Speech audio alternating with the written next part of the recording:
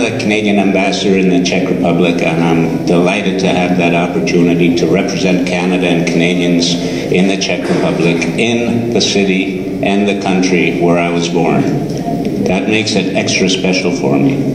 On top of that, what makes it very exciting is because we're like-minded. I think Czech Republic and Canada are very close in many areas.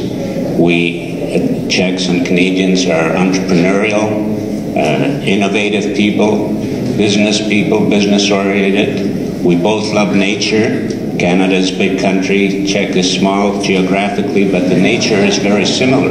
The nature is very similar, and Canadians love nature, and I know the Czechs love nature as well. We also tend to like ice hockey.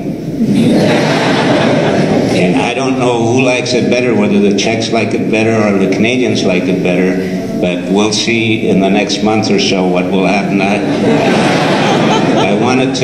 I heard that President Zeman is looking for me to bet with me as to who's going to win, but I would only bet with him if he loses. He has to jump into the Vltava River.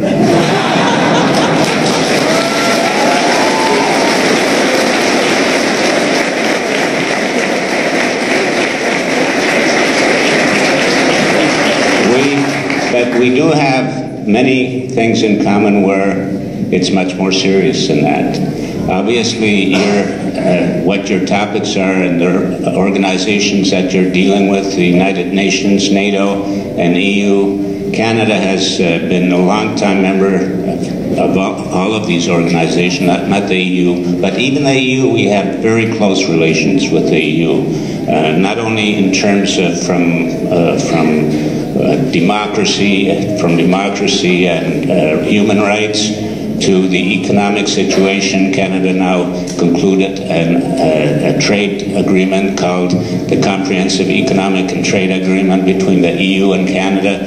So we, even though we're very close to the US and we're close friends and on the border between US and Canada, we're very closely associated and involved with the European Union too. So a lot of the negotiations, a lot of the dealings that we have with the European Union spill over into NATO and UN. So there is a closeness between Canada and all these organizations. And we take it very, very seriously. And Canada very often is in the leadership position to make suggestions and to work with the other countries that we work with.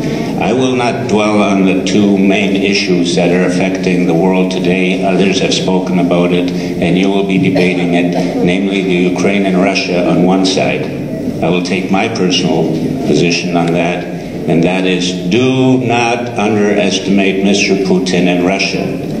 Do not underestimate them. We cannot stand back on a status quo sometime and think, oh, an agreement has been signed so we can step back, because Mr. Putin is not going to step back. I won't dwell on it, but I will tell you, do not underestimate the Russians. Do not go back on the status quo, because they will continue to move forward.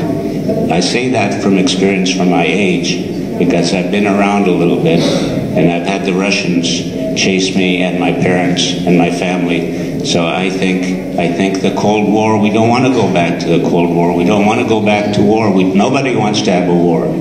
But we have to stand together, shoulder to shoulder, and make sure that we do not allow the intrusions of Mr. Putin any further.